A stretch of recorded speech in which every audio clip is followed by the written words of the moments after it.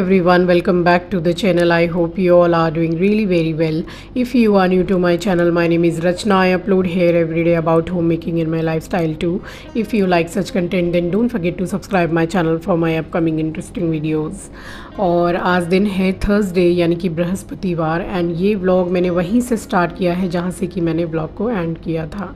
तो बस उसके बाद में फिर जाके हम सो गए थे। मैंने वहीं तक आपसे शेयर किया था आप लोगों के साथ कि मैं खाना खा रही थी एंड थोड़ी गप्पे शप्पे लड़ा के उसके बाद हम सो गए थे। और ये मॉर्निंग का है, संडे का।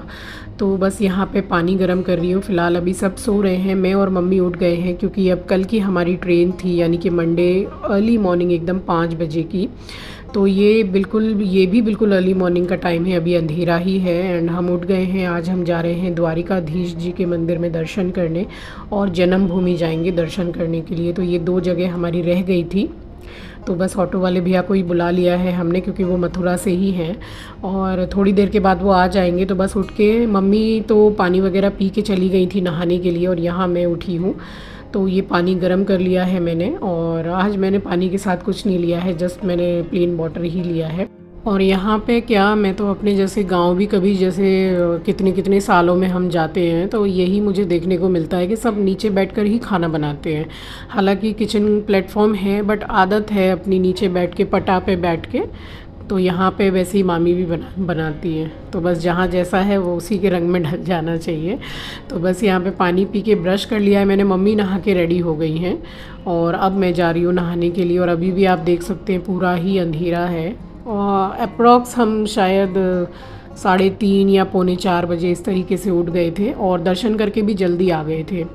और यहाँ पे ये इनका जो आंगन है ना, इसमें बहुत ज़्यादा स्पेस है बट उसको वही मैंने बोला कि अच्छी तरीके से यूटिलाइज़ कर लीजिए तो और ज़्यादा आप लोगों को जगह की सुविधा हो जाएगी। बट फ़िलहाल अभी शायद उनके पास ऐसा कुछ आइडिया ऐसा नहीं है, उनको नहीं बनाना है अभी।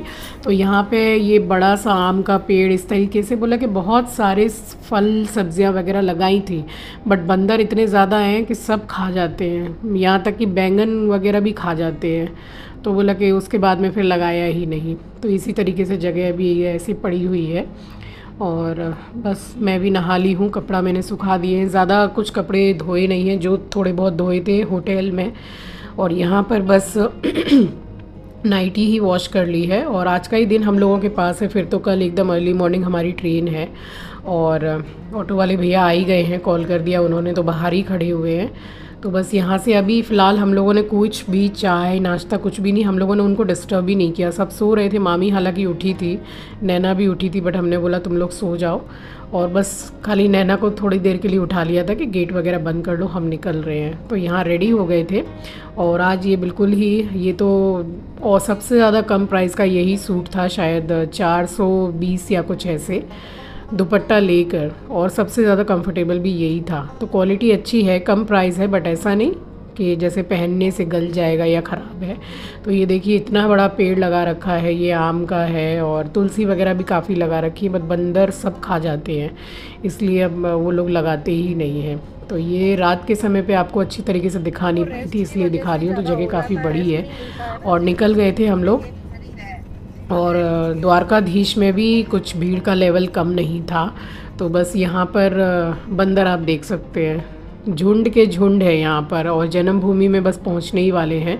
और वहाँ तो क्या ही मैं मोबाइल छुपा के रखती बंदरों से, वहाँ तो पहले ही मतलब ले लिया था जो सामान रखने की जगह है। तो वहाँ पर्स मोबाइल सब कुछ रखना पड़ता है, बस छोटा पर्स कैरी किया था, बड़ा लिया नहीं था हम लोगों ने। सब ने बता दिया था कि वहाँ सब जमा करना पड़ेगा, तो एक छोटा सा ही पर्स मम्मी ने ले लिया था। और यहाँ हम लोग निकल गए हैं जन्मभूमि से, पूरा दर्शन करके काफ़ी समय लग गया, घंटा भर लग गया, बड़ा है काफ़ी। तो बस यहाँ से निकल के अब डायरेक्ट हम यहाँ पर आए हैं द्वारकाधीश मंदिर के पास में। यही एक लास्ट निशानी बची है, ये कंस का महल है, बस यही है बचा हुआ है और कुछ अब है नहीं। तो बस यहाँ से या तो फिर 10-15 मिनट की वॉकिंग है, शायद उससे भी ज़्यादा। और यहाँ पे ये सुविधा है नाव वगैरह की, तो मम्मी ने बोला कि नाव से ही चलते हैं। थोड़ा सा जैसे यमुना जी में भी दर्शन हो जाएंगे। और यमुना जी में तो हमने मथुरा में ही वृंदावन में ही दीपदान किया था, दर्शन कर लिए थे। तो आप लोग भी यमुना मैया के दर्शन कर लीजिए। और बस यहाँ से हार्डली 5 मिनट लगा था। और यही है वो कंस का महल, यही एक लास्ट निशानी बच गई है। तो बस और इसके अलावा कुछ भी नहीं है। और बस ये जो सामने आपको दिखाई दे रहा है वहीं पर बस उतरना है हम लोगों को। और नाव की सुविधा अच्छी है, पर हेड 100 रुपीज़ लिया इन्होंने, मतलब लेकर भी जाएंगे और फिर वापस ला के छोड़ेंगे, तो ठीक है। और वैसे भी टिर्री ऑटो वगैरह में ज़्यादा लगता ही है। और इस पार हम उतर गए हैं और यहाँ से फिर आगे गए हैं तो वहाँ तो कुछ भी ऐसा रेस्ट्रिक्शन नहीं था, ये बस चलते चलते ही हनुमान मंदिर था। एंड यहाँ से बस ऊपर चढ़ते ही लेफ़्ट से मुड़ेंगे और द्वारकाधीश मंदिर आ जाएगा। तो यहाँ पर भी ऐसे जूते चप्पल रखने की कोई सुविधा नहीं है, बस आप बाहर रख दो भगवान के भरोसे और आपको मिल जाए तो ठीक है। तो यहीं सब उतार रहे थे तो हम लोगों ने भी उतार लिया। एंड अब आप देखना भीड़ का लेवल, इतनी भीड़ थी यहाँ पे कि सीढ़ी से स्टार्ट हुई है भीड़ ये बाहर से। मैं काफ़ी साल पहले एक बार आ चुकी हूँ यहाँ पर। और यहाँ देखिए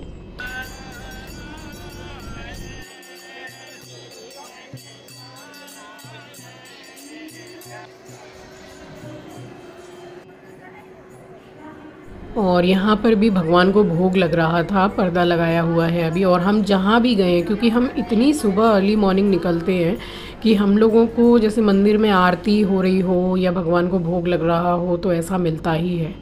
और यहाँ पे भोग लग गया है, पर्दा खुल गए हैं, तो सब जय जयकार लगा रहे हैं। और अब आप सबसे पहले दर्शन कर लीजिए।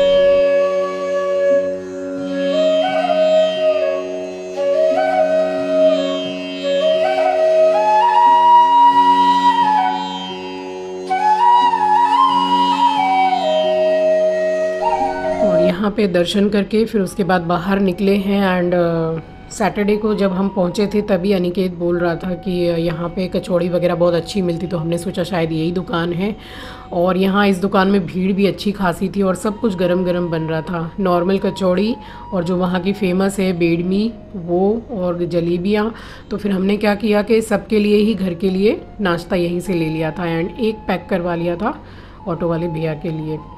तो बस यहाँ से सामान लेकर उसके बाद फिर से वो नाव वाले ने हम लोगों को नंबर दे दिया था कि आपके दर्शन हो जाएं तो कॉल कर दीजिएगा, मैं लेने आ जाऊँगा। तो जब हम आए थे तब तो काफ़ी लोग इसमें भरे हुए थे नाव में, बट अभी सिर्फ हम दोनों ही थे तो हम लोगों को वहाँ पर पहुँचाया है। और यहाँ ये जो जगह देख रहे हैं, यहाँ मैं पूछ भी रही थी कि यहाँ इतनी भीड़ क्यों है, सब गंगा स्नान कर रहे थे। एंड इसके भी बाद जो जगह आएगी तो वो नाव वाले बता रहे थे कि कंस को जब मारा था कृष्ण भगवान ने तो यहीं पर यही वो जगह है, यहाँ पर विश्राम किया था भगवान कृष्ण ने। तो यहाँ का पूरा बस क्लिप शूट करते हुए गई हूँ मैं। एंड फाइनली उस पार हम लोगों को उतार दिया था एंड अब हम पहुँच गए हैं मामी के घर वापस। तो हम लोग बहुत ही जल्दी आ गए थे, हार्डली आप समझ लो 7:45 या 8 ही बज रहे होंगे, क्योंकि काफ़ी जल्दी हम निकल भी गए थे। एंड सारे ही मंदिर तो एकदम सुबह खुल ही जाते हैं। तो बस यहाँ चेक कर लिया है मम्मी ने, तो बस एक गमछा ही धो रखा था, उसको वो सूख गया है एंड मैंने एक नाइटी धो रखी थी। तो बस यहाँ पे हमारे आते ही फिर नैना ने चाय चढ़ाई है। एंड नैना इतना काम करती है घर में कि मामी के कमर में इतनी तकलीफ़ है, इस वजह से पूरा ही काम वो संभालती है घर का। बट खाना वगैरह मामी बनाती है, वो भी अरेंजमेंट पूरा नैना करके ही देती है, क्योंकि उनको उठा बैठा ठीक से जाता नहीं है, तो उनके हाथ के खाने की आदत है उन लोगों को। तो बस यहाँ पे नैना चाय बना रही थी, तब तक हम लोगों ने बैठ के ब्रेकफास्ट किया है एंड फाइनली चाय बना के उसने दी है। तो बस नाश्ता का तो कोई झंझट था ही नहीं, सभी के लिए ले आए थे। और यहाँ पे मैंने बोला कि भाई ट्रेन है कल सुबह तो इसमें थोड़ा टाइम लगेगा, तो एक वही वाली करेले की सब्ज़ी जो यहाँ से मैं लेकर गई थी, और इसकी फुल रेसिपी आपको उस ब्लॉग में मिल जाएगी, मैं लिंक शेयर कर दूँगी डिस्क्रिप्शन बॉक्स में। तो यहाँ मैंने बोला कि करेले मुझे दे दीजिए, तो मैं पूरा रेडी करके रख दूँगी नमक वगैरह लगा के।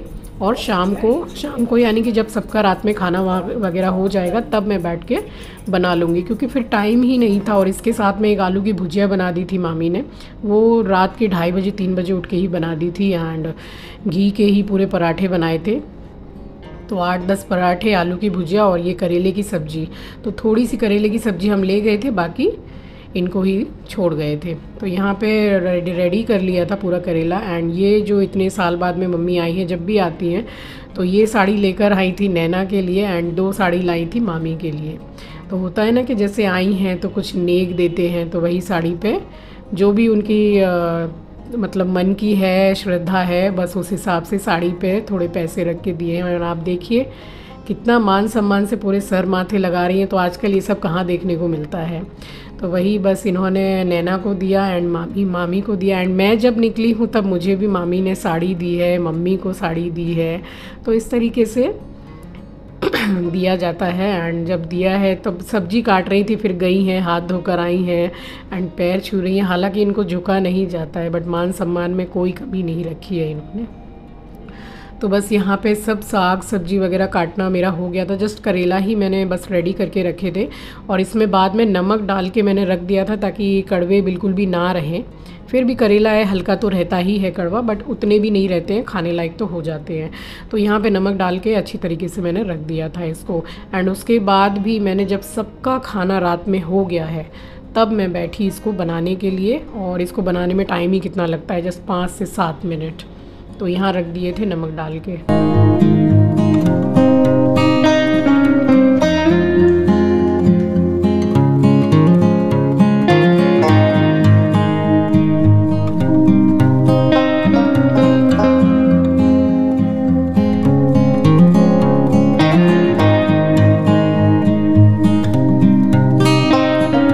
यहाँ बस आके थोड़ा बैठी हुई थी मैं, नमक वगैरह लगा के रख दिया था मैंने करेले को एंड पानी ही पी रही थी। मैंने नैना को बोला था कि तूने इतनी अच्छी चाय बनाई है तो 1 घंटे के बाद में फिर तू ही चाय बना के पिलाएगी। तो बस वही उसको मैं पकड़ के यहाँ किचन में लेकर आई थी कि चल अब 1 घंटे से ऊपर हो गया, बना चाय अब हम लोगों के लिए। और बहुत अच्छी चाय बनाती है, दोनों दिन इसी ने चाय बना के हम लोगों को पिलाई।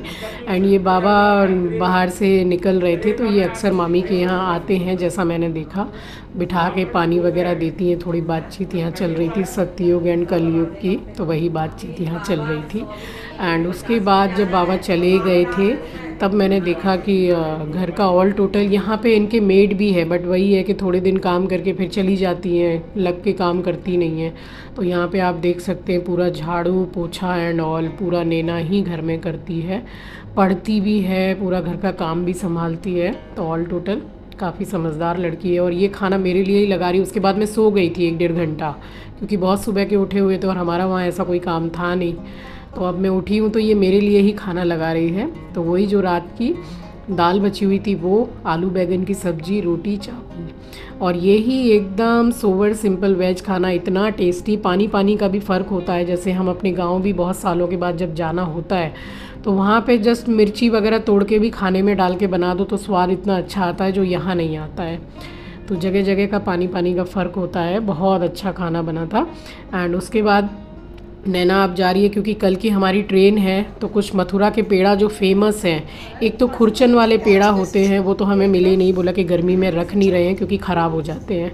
अगर आप सुबह घर में लाए हो तो शाम तक खा के उसको ख़त्म करना होगा, अदरवाइज़ गर्मी में फिर वो खट्टे पड़ जाते हैं। तो वो तो मिले ही नहीं। तो मथुरा के जो फेमस हैं पेड़ा वो तो हमने 1-1 किलो मंगा लिए थे।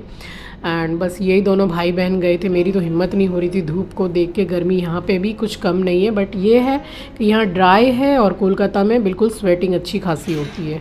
फिर शाम को मामी ने बोला कि मैं अपने हाथ के आलू के पराठे खिलाऊंगी, देखना कैसे बनाती हूँ। तो ये वाली रेसिपी आप ले सकते हो।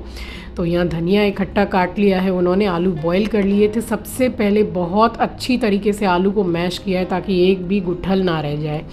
और इनके आलू के पराठे बने भी बहुत अच्छे थे। और यहाँ धनिया डाल दिया है ढेर सारा, और ये जीरा और काली मिर्च को सिल में पीस के डाला है, मिक्सी में नहीं। थोड़ी सी लाल मिर्ची पाउडर हिसाब से नमक डाला है, दैट्स इट। इसमें और कुछ भी नहीं डाला था। और बहुत बहुत अच्छे पराठे बने थे बिल्कुल।